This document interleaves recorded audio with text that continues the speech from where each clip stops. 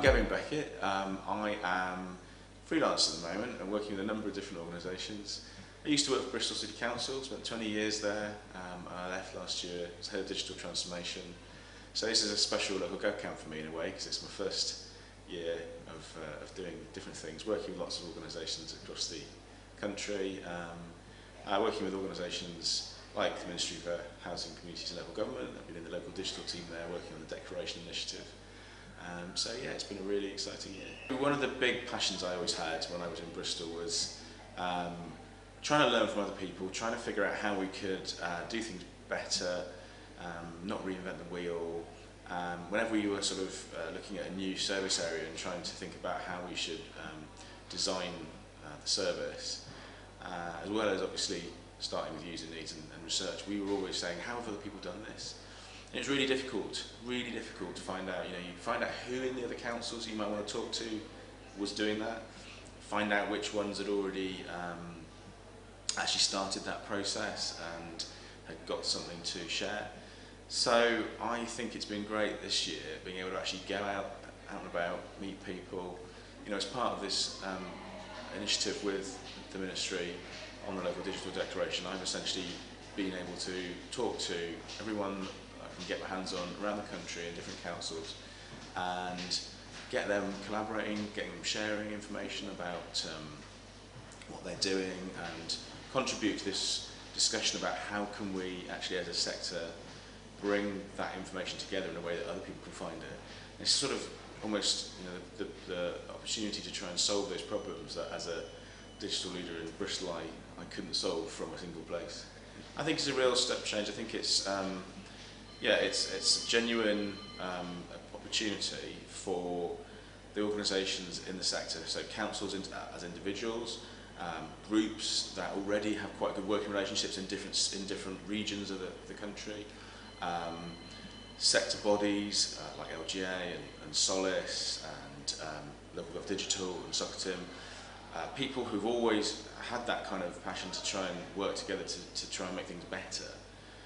And now also having this support from the Ministry, which is has got now that ability to put more people in to help join up the dots, have the conversations, and also then to try and put this seed funding in, or pump priming, or whatever you want to call it, but this extra little layer of money.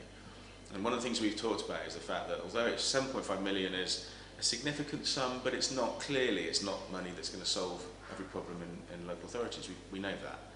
But it's this is about adding the layer of investment that other councils wouldn't put in for themselves. So every council has got its priorities. It's going to try and change the services it needs to change, and it's going to make a business case for that. It's going to put its own resource into that.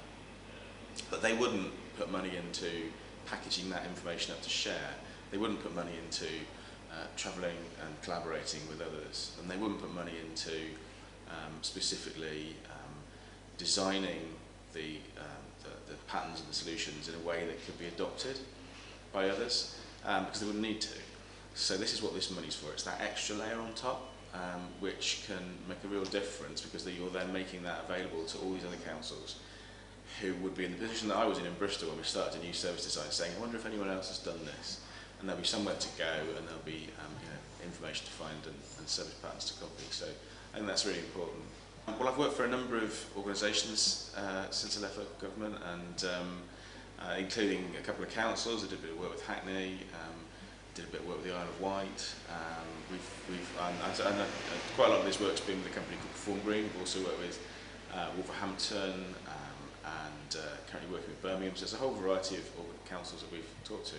And this sort of issues are common. They're the same things that people are trying to solve, the same challenges. Everyone's trying to address the situation of reducing public finances, increasing pressures, the need to increase economic growth in their area, tackle inequality, and all those issues can be helped with the same kinds of solutions, tailored obviously to the specifics of the area. So when you're working with a particular organisation and you're helping them to,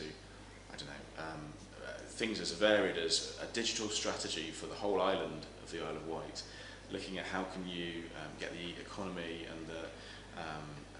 the education system, and a variety of other sort of things, infrastructure investment, all working together to improve that area. That has applicability to other areas, that has applicability to lots of other rural areas, for instance.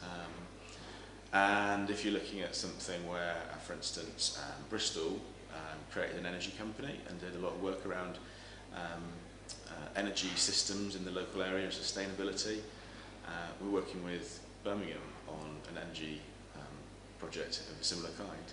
And again, these things are kind of, they need to be replicable. They need to be something that can be picked up across the country and adopted, and so that they can help to stimulate the same kinds of improvements and growth and solutions. Yeah.